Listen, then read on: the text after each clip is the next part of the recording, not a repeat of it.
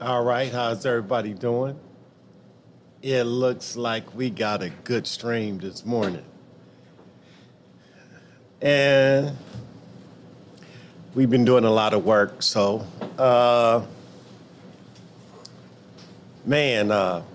you really think that this YouTube business will be really really easy? Well, it is, but it ain't. And you have to do a lot of work to get some stuff done.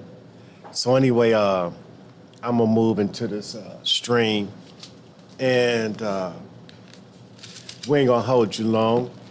But what I'm gonna talk about today, and just jumping off into the video, is the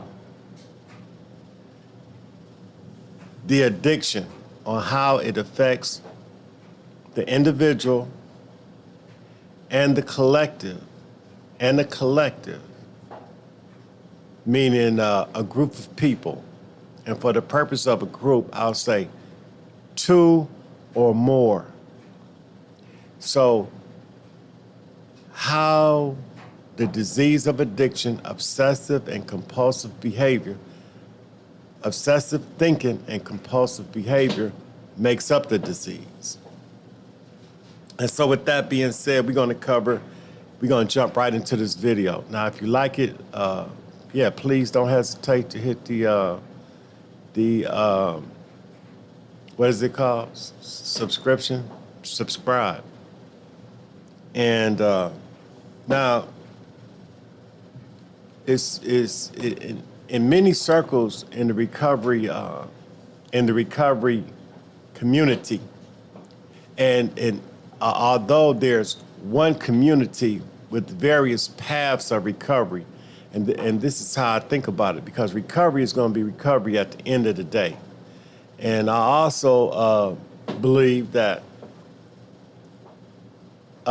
people are recovering from a lot of stuff. You know, a lot of times, like I said, when people think of recovery, they just think of drugs or alcohol or sex or gambling. But recovery is but addiction is at the bottom line is obsessive thinking and compulsive behavior combined at the end of the day. And if we look around, we'll see that in various societies, in the society of the world, in world society, we see that going on everywhere. And not one country today or society in today that we don't see obsessive and compulsive behavior, either by governments or by or by different segments of a society. So that being said, we're gonna move on, and we're gonna move right back into this here society right here. We're gonna talk about obsessive and compulsive behavior, addiction. My name is Suni, S-U-N-I-S-A-M-I. I have other videos out there. If you put in the YouTube search engine, Suni, S-U-N-I, Sammy, S-A-M-I, and hit it, my videos will pop up. They're out there, and they're all based on recovery. And from now until I can't talk anymore or something happens, I'll be posting videos regularly and also on the YouTube. So let's get into it again, like I said before. So what I'm covering today is addiction, obsessive and compulsive behavior, and then I'm going to go into some breakdowns of the disease of addiction. Like a lot of times, like I said, people think of the symptoms. When they hear the word addiction, they think of a drug addict or a sex addict or a food addict. They put addict, but the things that I just mentioned are only symptoms of one disease. Addiction is like one disease. It's like flu. You got the flu, but you got various flus. You got swine flu. You got corona virus. You got Hong Kong flu. Then you got the flu. And what's happening with this? There's there's a lot of symptoms, but it's one virus. And that's like addiction. It's only one addiction, but it's a lot of symptoms. There's many symptoms. And what happens is people get caught up in the symptom, and usually it's based on lack of information. Even the medical community of today view addiction as what? A disease. You know, they look at alcoholism as a disease, and alcoholism and addiction, and only thing alcoholic is an individual that practices the disease of addiction through a drink. But however, it's more than just a drink. Just like addiction is more than just the use of drugs. And so we're going to talk about that. The disease of addiction, as just like alcohol, affects the human being in 4 different ways, or the 4 makeups of the human being: mentally, physically, spiritually, and emotionally. So the obsessive and the compulsive behavior and thinking affects the individual mentally, physically, spiritually, and emotionally. And so, so for the purpose of my videos from here on, I'm going to talk about or give a definition of what mental, physical, and spiritual is, how it is mainly defined within the recovery community, or the vast majority of the recovery community. And I'm flipping through my notes because I need to find it. So anyway, when I talk about physical, I'm talking about the physical body, or I'm talking about anything that could be touched or that can be perceived with the senses. So that's sight, touch, taste, smell, hearing, you know, and that's just the physical. I'm not going off into anything esoteric yet, but believe me, we will be there. And for the mental, and so let me back up. So when I'm talking about physical, I'm talking about a physical energy. I'm talking about physical energy that's attached to the senses. That's attached to the senses I just mentioned: smelling, touching, tasting, hearing, seeing.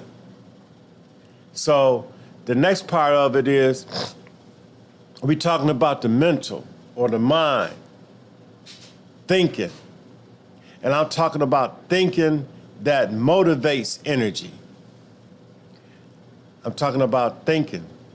Now, at the same time, I'm going to say I would like to connect that brain power, the brain power that we have. And notice I said brain power automatically suggests energy. You know, a lot of people, you'll hear people in different circles talking about brain power. And then they'll talk about mind power or mental power. So I'm talking about energy, mental energy. And spiritual, when I'm talking about the spiritual nature of the disease of addiction, I'm talking about spiritual energy. Now you say, well, Sonny, why aren't we talking about God? Because God, in a recovery sense, in this sense that I'm mentioning, I'm talking about an energetic force. I'm talking about something that could be perceived with the senses. That's what I'm talking about. On all 4 levels: mental, physical, spiritually, and emotional. When I'm talking about the emotions, I'm talking about energy. Why? Because there are different emotions that energetically confuse the human being. Just like in spirituality. In spirituality, when I talk about energy, I'm talking about principles. I'm talking about principles. Something that could be observed, secondary, or primary. The individual, what the individual see.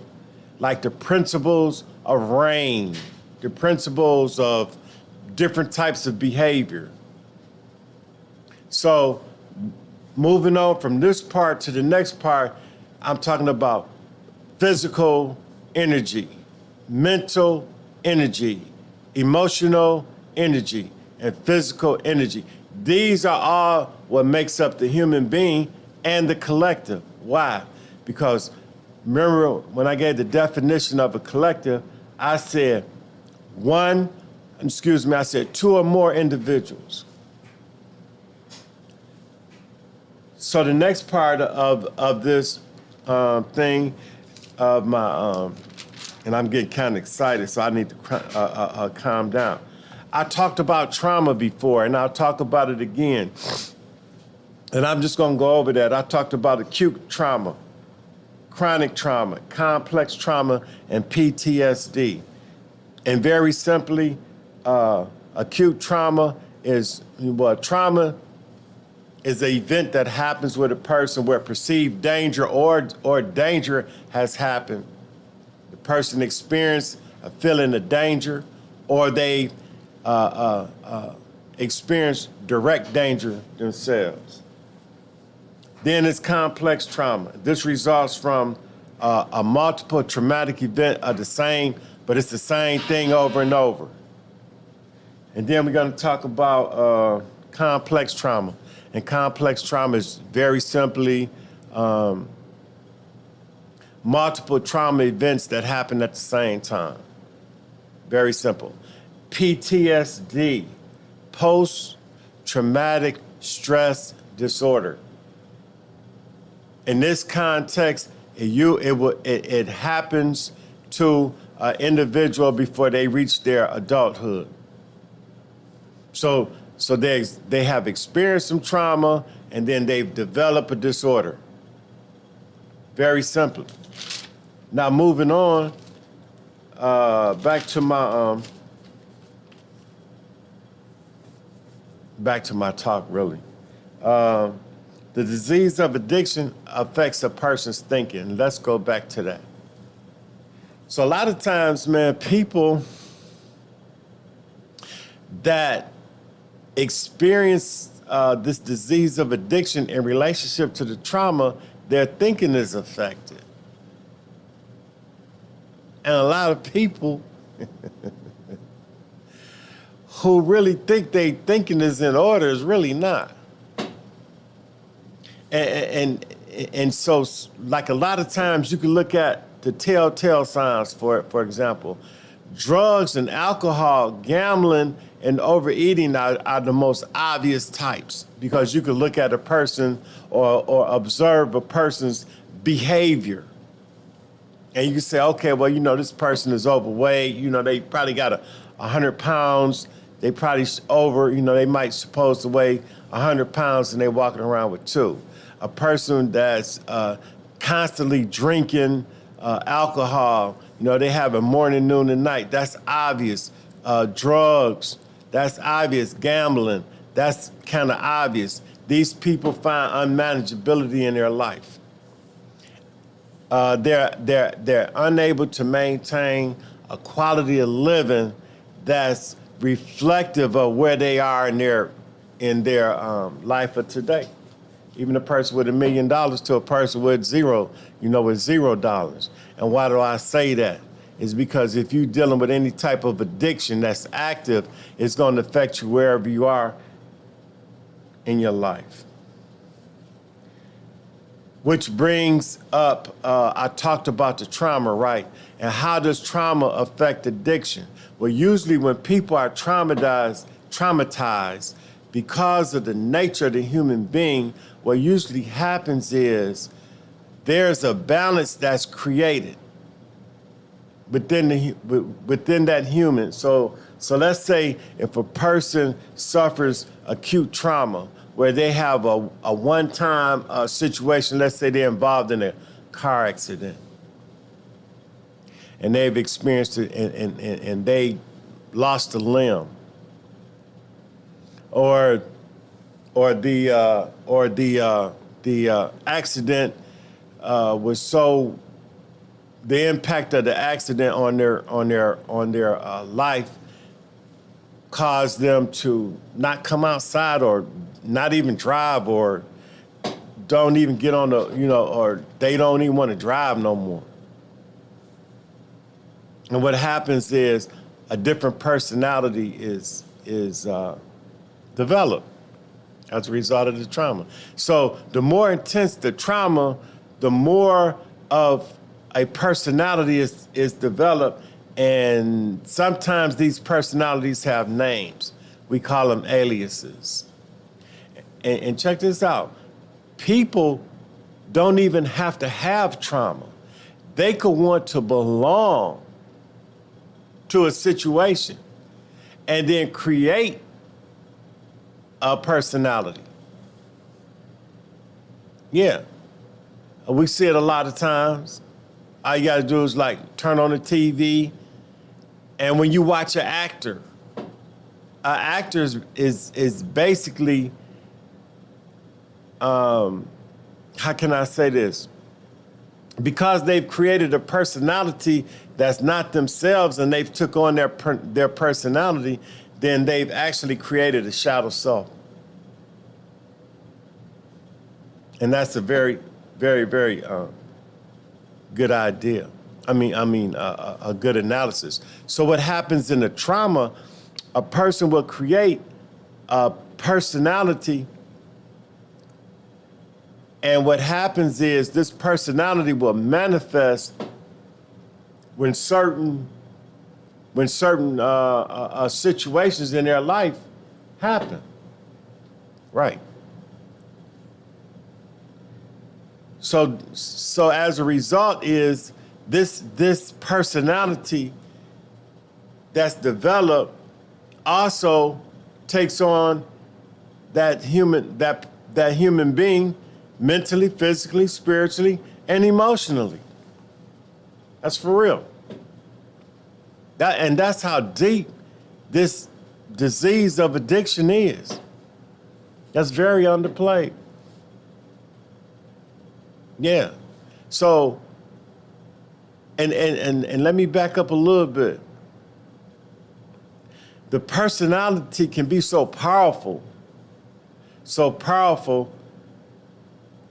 that the individual or the collective has been so integrated mentally, physically, spiritually, and emotionally with this person, with this entity, that, and I had kind of like lost my train of thought, but I'm gonna talk anyway, that what happens is that this entity will begin to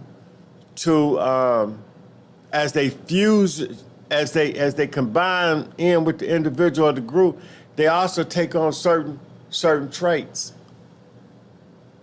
or certain traits are manifest. For example, the person may start being a little bit delusional in their thinking. And this what I'm speaking about happens all the time, happens daily. A lot of times people think that a person is talking to themselves, they're delusional. I disagree. It's what the person does.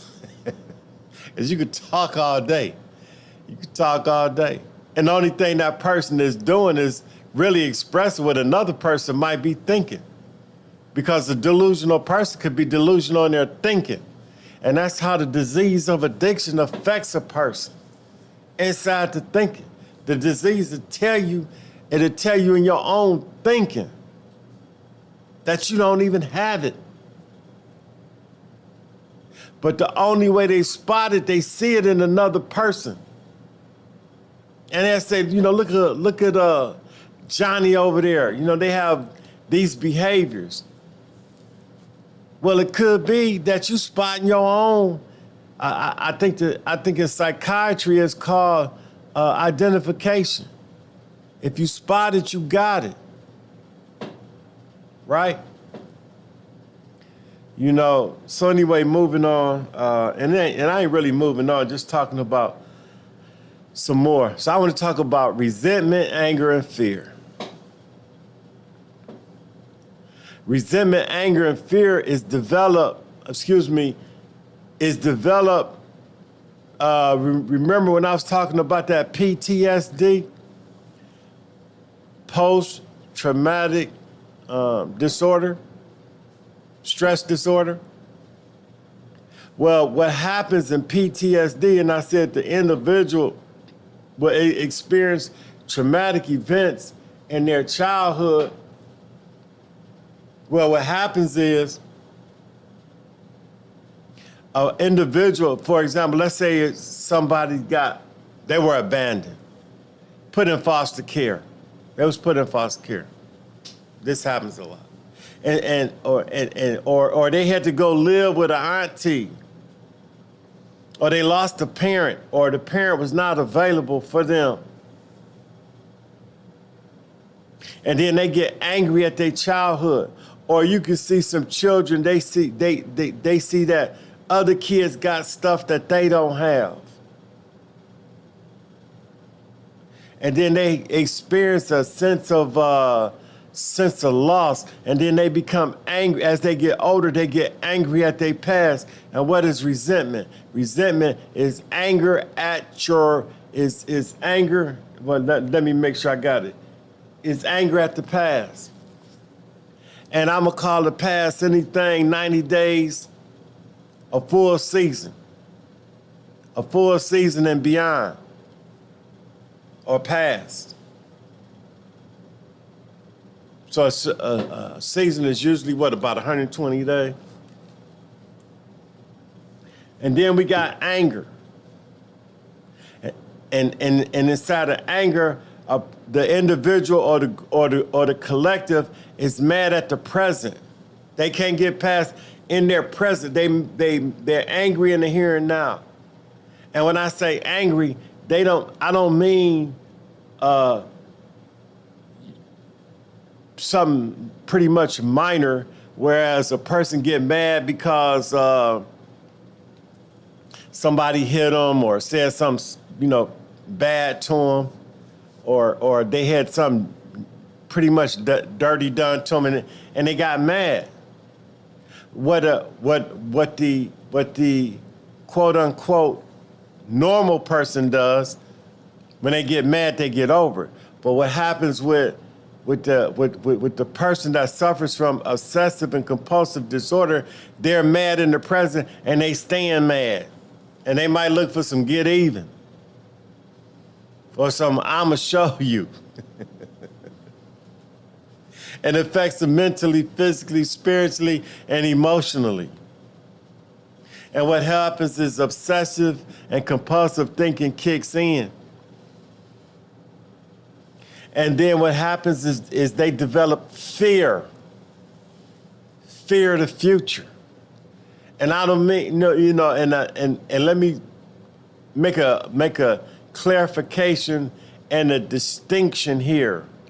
When I say fear of the future, what I mean is that they don't set any goals, achievable goals.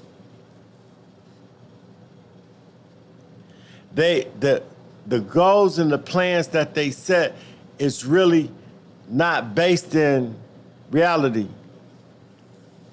Whereas a person might sit down and they might say, well, I'm gonna be a doctor. So they set off on the path to be the doctor. They go to medical school, they go to high school and all that. I'm not talking about that type of fear. And with that comes a normal type of fear. I'm saying this type of fear that they have, they'll say, well, I don't go on the east side because I don't know it. I don't go over there and talk to the people on the east side because the east side people is, they like to eat a lot of pork. But you ain't never been on the east side. And the reason why you don't been on the east side is because your thinking is telling you something that's not really based in reality. Yeah. So their life is affected by their own thinking. They're in a prison. They're in a cage. So resentment, anger, and fear makes up what is called, and it's a triangle between the three. And right there in the center is the human being or the collective, and they're obsessed with self-obsession. And like in self-obsession, that in itself is wide. You know, it is said that the core of the disease of addiction is total self-centeredness. What's in relationship to total self-centeredness is self-obsession. I'm obsessed with myself. Yeah. And then what's happening is the ego. What happens inside of everything I just described, the resentment, the anger, the fear, the trauma, the obsessive and the compulsive behavior. Then there's an ego that's developed out of all of that. And the ego is a false personality that's based on resentment, anger, and fear. Because the ego prides itself on what if and if only, and things that happened in the past. So it's a two-way street. The ego is never present in the ego is never present in the here and now. It's either what I did or what I'm gonna do. And that's how the disease of addiction operates. It operates in the what if and the if only. Never in the here and now. So, I'm gonna wrap this one up. And I ain't gonna even tell y'all to hit my thing, man, because the more I look into this, I'm really trying to put a message out, man. I really ain't trying to do all this, money making and all that. And for some people, it's fine. What I'm just doing is just want to put some information out at the level that I'm putting it out. So anyway, wrapping this thing up, recovery. So recovery means being restored to a former state. And then I talked about mentally, physically, spiritually, and emotionally, the makeup of the human being. And let me back up. I'm talking about mental energy, emotional energy, physical energy, and spiritual energy, the makeup of the human being. Because the human being is really made up of energy. We are. And what addiction does is it takes us out of the reality of who we are. And then we go thinking we some type of something other than, So anyway, you look at yourself and you say, well, how am I recovering mentally? And you're thinking. And you look at all the trauma you experienced or the trauma you've experienced, and how do you recover from that? Well, one part of that is I say, and like I said earlier, there's many paths to recovery, but the first thing you have to do, let me back up. Let me include the other three. So how do you include physically? Because how does your disease affect you physically? And all you got to do, I have people used to get mad at me, right? Some people, not a lot of people, because I had a scenario. I said, well, if you want to know the state you're in, there's 4 things you could do. Number 1, go to the mirror, take off all your clothes, and look at yourself. And if you like what you see, then you must be okay. And then mentally.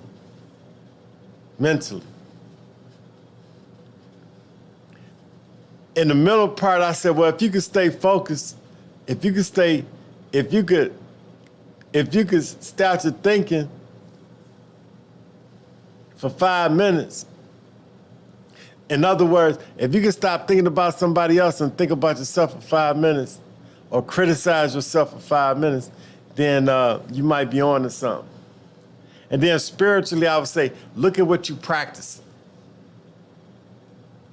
And then emotionally, are you able to share your emotions? Let me back up. Not share your emotions, but identify your emotions and talk about the way you're feeling.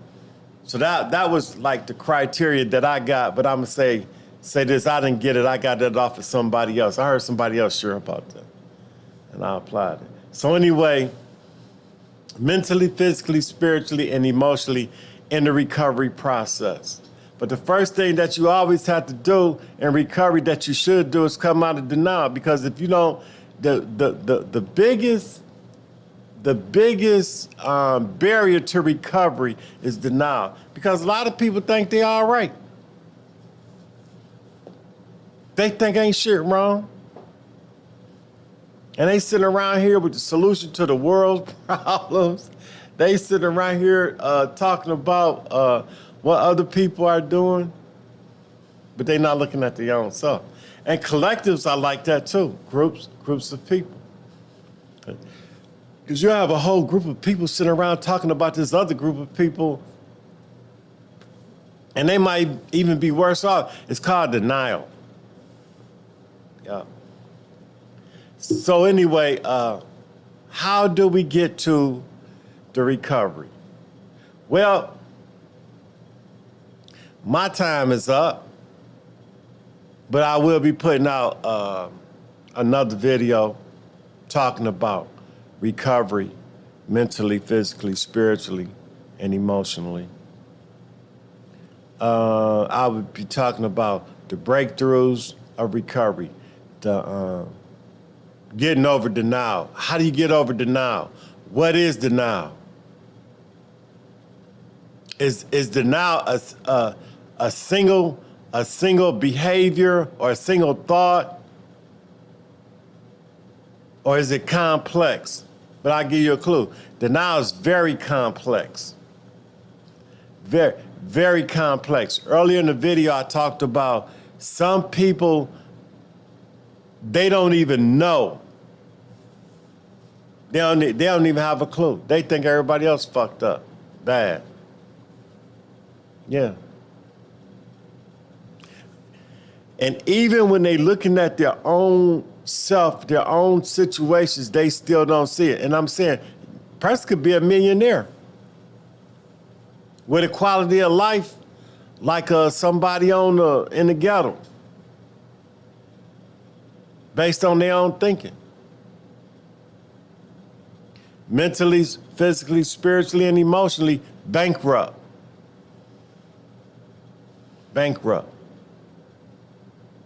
You know. So anyway, man, men and women, my name is Suni, S-U-N-I. Last name Sammy, S-A-M-I. If you YouTube some of my videos, I will pop up, and I have some. You know, I've been on this YouTube thing for a year now, and I done got discouraged and stopped and picked it back up, and I've also got 3 or 4 I got 3 channels in the mix, so that's why you put my name out there, you know. But anyway, we're gonna keep doing this. I made my mind up that, you know, I'm gonna put some content out and get my YouTube skills together. You know, I'm gonna try to make the best show, make it an attraction. But I'm not in it for the money, man, because I'm cool, you know. What I'm in here doing, I'm just want to help somebody. I'm a certified recovery coach. I've been in recovery for 36 years. Yeah, I got 35 years and 9 months clean. You know, I work various recovery programs, 12-step programs, codependent programs, religious programs, philosophical programs. And at some point, I ain't never stopped because recovery is so vast. You know, for the religious and the non-religious, we're going to talk about religion. We're going to talk about God. So anyway, ladies and gentlemen, I'm signing off. And I'm going to sign off with my favorite tune. I'm going to let y'all hear this. This is what it sounds like. Amen. Yeah. I don't know why I like this. It sounds so good. But you know what? Behind every storm, there's some sunshine. Behind every light, there's darkness. But here's the deal. Without no storm, won't nothing grow. Without no darkness, won't nothing grow. And without me, it wouldn't be no you, and without you, it wouldn't be no me. So, keep coming back.